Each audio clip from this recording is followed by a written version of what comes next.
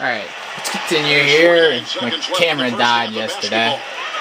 On the court right now for the Bobcats. Babcock, he's in at small forward. Augustine and Henderson are the backcourt pair. Boris Diaw is out there with Tyrus Thomas. Knocked away. Just 5 on the clock. Shot on the wing. And the basket good. Augustine's got 9. He was really a non-factor in that first quarter, but he's found a way to step it up here. Just 1 second between the shot clock and game clock. He dishes it to Thornton. Gibson.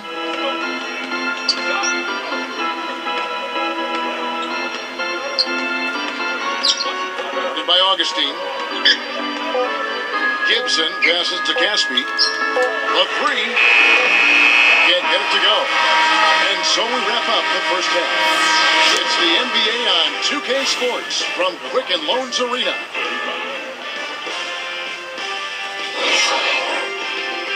Welcome to the Halftime Report presented by HP. Thanks so much for joining us.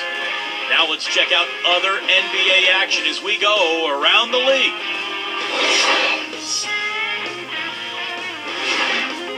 The Suns picked up a win against the Raptors in Toronto. Looked to be in complete control there. No problems in that one. Their scoring leader, Vince Carter. In another game also in the books, Dallas with a loss to the Grizzlies at FedEx Forum. They couldn't get anything going, it seemed. Their top scorer was Jason Terry. And now a look at the other NBA action. Out at Phillips Arena, the Hawks have the lead against the Pacers. They're in the fourth quarter, and they've got a double-digit edge at the moment. That's it here. Now let's send you back to Kevin, Steve, Clark, and Doris for the start of the third quarter.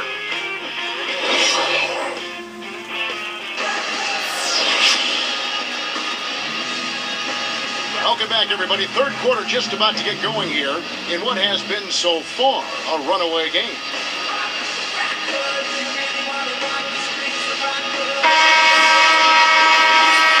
All right, let's get going. The Cavaliers trail by 9. Tough season last year for Cleveland. A disaster, really, losing LeBron James and then falling apart as a team. In fact, they couldn't even succeed against the weaker Eastern Conference, scoring just 15 and 37. Samardo Samuels is out there with Alonzo G. Then it's Samir Dan. Nice. Then there's Anthony Parker. And it's Caspi in at the 2. So that's who's on the floor for the Cavaliers. Back to the Cavs, you know opponents could smell blood against them for a while, too, in that East. Yeah, and I mean, they went through a stretch where they lost, what, 20-plus games in a row? Yes.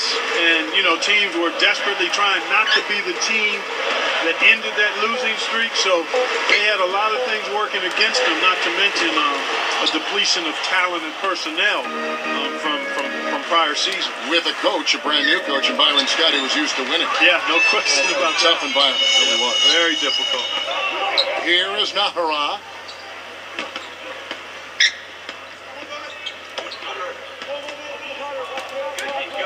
Covered by Parker. Here's Babcock. Good. Nice. The jump shot. He's got 6. Here's Parker. Trailing by 13.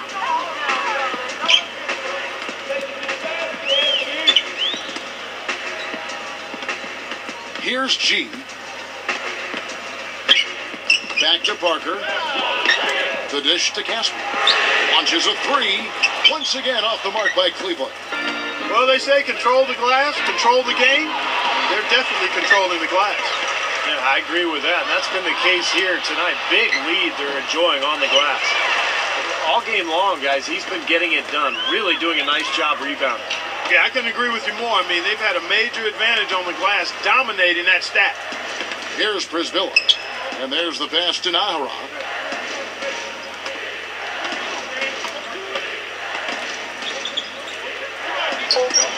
Dude, come on. And you know, despite the number of turnovers, Kevin, they've still got the lead here.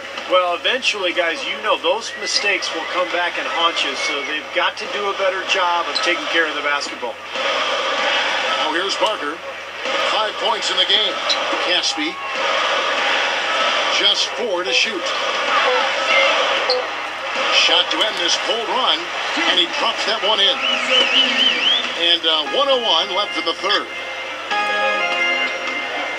Here's Babcock, and he finishes nicely on the layup. 8 points for him. Boy, this is scary. You get a score rolling like this, you're in some trouble. Yeah, you can't leave a guy like that on an island. I mean, you got to bring some help. Now here's Parker. Here's G.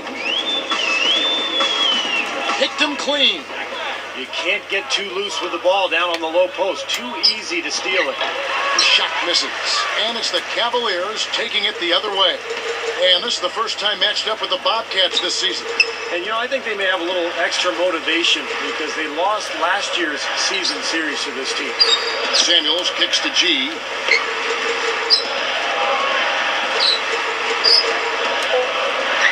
Hits the 15-footer. G's got his second basket of the night. He's got 8.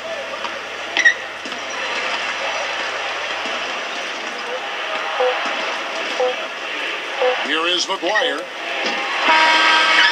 Got it off in time, but it's no good. Well, through 3 quarters of play, down double digits, it may be difficult to overcome.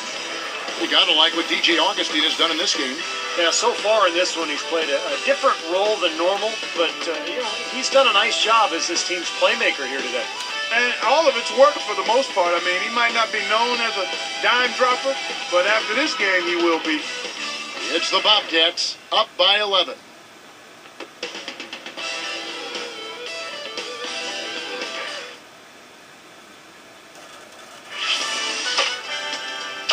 The NBA season gathers momentum. Derrick Rose and the Chicago Bulls take on Ty Lawson and the Denver Nuggets next Tuesday, 10 Eastern, 7 Pacific.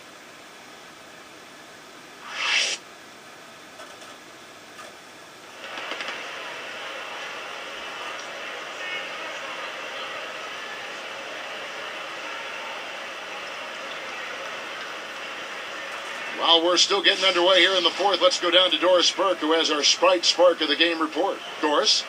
Hi, guys. The spark today came from the Charlotte Bobcats. Up and down this roster, everyone has been prepared to play. If they keep this level of play going... All right.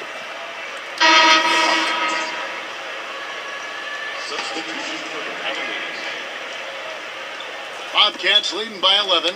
2 teams kind of bringing up the back end of the conference. It's not a matchup the top teams are going to pay much attention to. Well, even if the high end isn't interested, you can bet these guys are. 2 teams trying to build themselves up. You can measure improvement in other ways if you're not making the playoffs. That's a great point. On the floor for Charlotte, Augustine and Henderson are the backcourt pair. McGetty out there with Boris Diaw. Got just enough of him on the way out to draw that whistle. I thought that was a good call, Steve. I mean, you could see how that affected his shot just a little bit. The first free throw is good. Well, Charlotte came into last season on a high, having made the playoffs, and then a year ago they slipped back in a lot of ways. They made changes. A coaching change. Larry Brown moved on. They traded Gerald Wallace. So it was, in many ways, a rebuilding year for the franchise. Antoine Jameson's checked in for Anderson Varejao. Back to Charlotte, and Steve, you were just talking about that. You thought they were turning the corner the year prior, but they couldn't keep the momentum going. They changed coaches. You talked about the injury moments ago about Jackson. They had a lot of things that kind of got in their way. Well, even that playoff team from a couple of years back, Kevin, you don't know how much higher the ceiling was for that group, so you almost have to think that rebuilding is the right step for them going forward, even if the fans might have to suffer through some tough years. Sometimes you got to tear it down to build it back up in a better fashion. Shot clock at 6. From 11 feet away. Shot is off. Great D that time from Davis. You know, they haven't had the best day inside, but they got one when it mattered most. And Jameson backs in. A 3 ball. And Davis can't get it to go. Clark, they're this close to putting it away. Yeah, and they don't need to do anything to reinvent the wheel here. I mean, just take time off the clock and squeeze the orange. Don't turn it over.